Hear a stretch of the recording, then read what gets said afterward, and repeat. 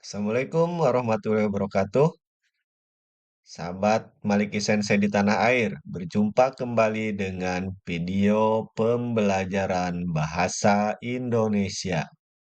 Pada video kali ini, saya akan berbagi materi pelajaran bahasa Indonesia tentang pidato persuasif. Apakah pidato persuasif itu? Mari kita simak videonya secara bersama-sama. Sahabat di tanah air, yuk kita belajar bersama mengenai pidato persuasif. Teman-teman harus tahu apa sih ciri, struktur, dan juga contoh dari teks pidato persuasif. Sebelum kita lanjut, saya ingin bertanya, di sini siapa yang pernah melakukan pidato di depan umum?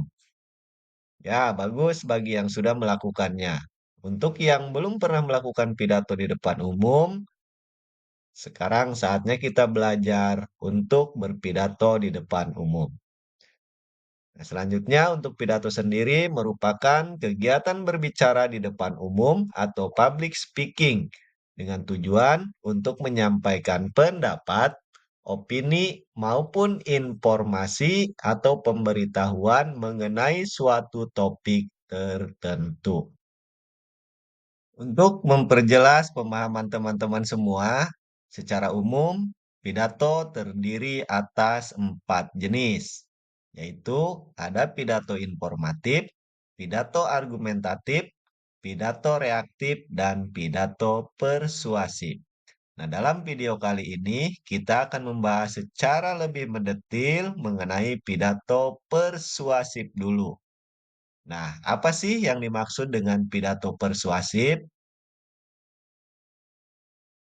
Untuk pengertian dari pidato persuasif itu sendiri adalah pidato yang isinya mempersuasi, mempengaruhi, atau mengajak masyarakat untuk melakukan sesuatu.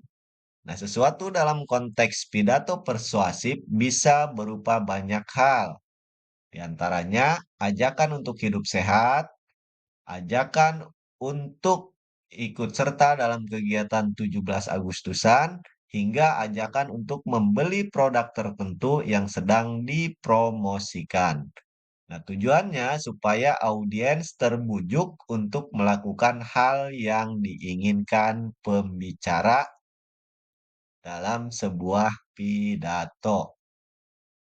Nah, pidato persuasif ini tentunya memiliki tujuan.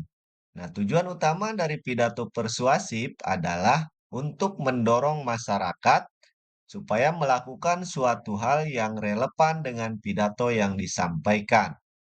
Artinya, kalau pidato yang disampaikannya itu tentang 17 Agustusan, maka diharapkan para audiens itu melakukan apa yang diharapkan oleh pembicara atau orang yang berpidato untuk melakukan acara 17 Agustusan. Nah, selain itu, pidato persuasif juga bertujuan untuk menguatkan hal baik yang telah terbentuk di masyarakat, serta mengubah hal atau kebiasaan buruk di masyarakat ke arah yang lebih baik. Nah, untuk lebih jelasnya, mari kita bersama-sama simak contoh pidato persuasif berikut ini. Kemudian nanti jawablah pertanyaan yang ditanyakan pada bagian akhir video ini.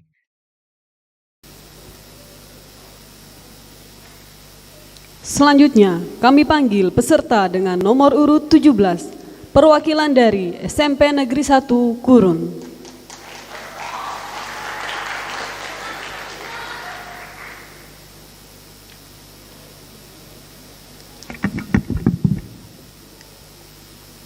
Dewan juri dan hadirin yang kami hormati, inilah penampilan peserta dengan nomor urut 17.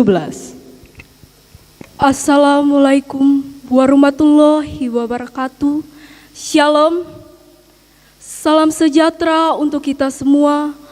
Om Swastiastu, Namo Buddhaya, salam kebajikan.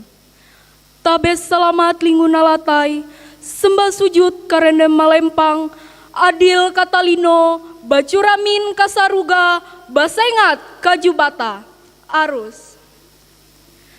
Bapak Ibu Dewan Juri yang saya hormati, serta hadirin sekalian. Perkenalkan, nama saya Jessica Ardila, peserta dari SMP Negeri 1 Kurun. Sebelum saya menyampaikan isi pidato tentang pencegahan dan pemberantasan narkoba untuk generasi muda, izinkanlah saya mengajak Bapak Ibu serta hadirin semua untuk mensyukuri nikmat Tuhan. Hanya berkat nikmat Tuhanlah kita dapat bertemu hari ini. Semoga kita senantiasa dalam lindungan Tuhan Yang Maha Esa. Bapak, Ibu, serta hadirin yang saya hormati, sekarang ini narkoba telah menjadi ancaman yang sangat mengerikan bagi generasi muda, yang berarti juga menjadi ancaman bagi keberlangsungan bangsa Indonesia. Seperti yang kita ketahui, narkoba adalah singkatan dari narkotika, psikotropika, dan obat terlarang. Di Indonesia, narkoba adalah hal yang dilarang dan telah diatur di Undang-Undang Nomor 35 Tahun 2009 tentang narkotika. Dalam aturan tersebut, tertulis bahwa semua orang yang tanpa hak atau melawan hukum menanam, memelihara, memiliki, menyimpan dan menguasai narkoba akan dikenakan hukum pidana. Narkoba benar-benar membahayakan nasib bangsa ini di masa depan. Efek kerusakan akibat narkoba tidak hanya mengenai diri sendiri tetapi juga orang di sekitarnya. Penyalahgunaan narkoba memberikan dampak negatif, yaitu banyak uang yang dibutuhkan untuk penyembuhan dan perawatan kesehatan pecandu jika tubuhnya rusak digerogoti zat beracun ini. Kerusakan pada tubuh dapat terjadi pada organ vital seperti jantung, otak, ginjal, hati, paru, dan seluruh bagian tubuh lainnya. Dapat menyebabkan kematian jika overdosis. Kesempatan belajar hilang dan mungkin dapat dikeluarkan dari sekolah atau perguruan tinggi. Depresi, gangguan jiwa berat, bunuh diri, tidak dipercaya lagi oleh orang lain karena pada umumnya pecandu narkoba akan gemar berbohong serta melakukan tindak kriminal, pengerusakan dan kekerasan, bisa dijobloskan ke dalam penjara yang menyiksa lahir batin. Hadirin yang saya hormati, terlibatnya generasi muda pada penyalahgunaan narkoba bisa disebabkan oleh keingintahuan yang tinggi serta terpengaruh oleh teman bergaul, dimulai dengan mencoba-coba, kemudian menjadi pengonsumsi narkoba. Sebagai anak muda kadang-kadang kita berpikir nakal itu keren, tetapi itu tidak sama sekali. Menurut saya menjadi baik itu keren. Tetapi jangan salah, menjadi baik bukan berarti kita mau serta polos dalam melakukan hal yang tidak baik. Menjadi baik berarti kita berani mengungkapkan kebenaran dan berani berkata tidak pada narkoba.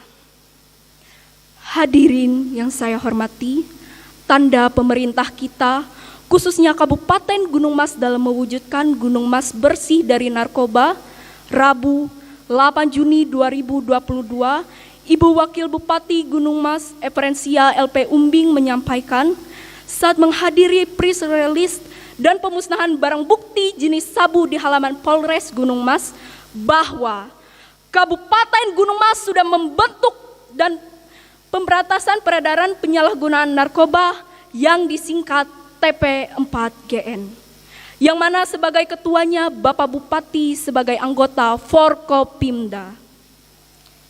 Bapak Ibu Dewan Juri yang saya hormati, serta hadirin sekalian, upaya pencegahan dan pemberantasan narkoba bukan hanya tugas pemerintah, tetapi merupakan tugas kita semua, seluruh komponen bangsa.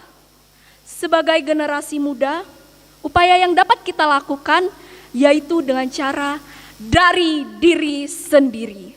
Artinya masing-masing kita membentengi diri dari kemungkinan menjadi pengonsumsi narkoba. Hal itu dapat kita lakukan dengan pandai-pandai memilih teman bergaul, mengisi waktu luang kita dengan hal-hal yang bermanfaat dan kegiatan positif seperti ekstrakurikuler dan lain-lain. Hendaklah kita selalu ingat bahwa apapun yang kita lakukan hari ini pada dasarnya adalah tabungan di masa depan kita.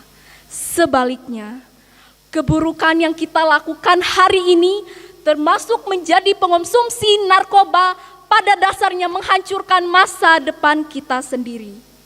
Kemudian, dengan meningkatkan keimanan dan ketakwaan kita kepada Tuhan Yang Maha Esa. Karena itu, marilah kita bersama-sama tanamkan moto, hidupku terlalu berharga untuk dirusak oleh narkoba. Hadirin yang saya hormati, lalu bagaimana dengan mereka yang sudah telanjur menjadi pengguna narkoba? Jangan berputus asa, segeralah bertobat, berhenti mengonsumsi narkoba, putuskan segala hal yang memungkinkan kita kembali terhubung dengan narkoba. Karena banyak sekali dampak buruk dari narkoba, alangkah baiknya kita menjauhi narkoba. Kami muda, kami anti narkoba. Sekian dari saya, burung dara cendrawasih, cari dulu di Papua. Cukup sekian dan terima kasih. Semoga bermanfaat bagi kita semua. Salam anti narkotika. Terima kasih.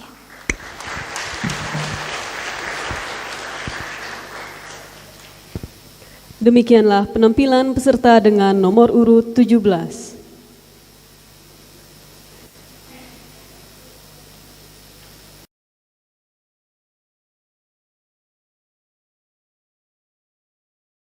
Demikian untuk video pembelajaran kali ini, semoga bermanfaat. Jangan lupa like dan subscribe, serta ketuk loncengnya, biar kami bisa menampilkan video-video yang terbaru.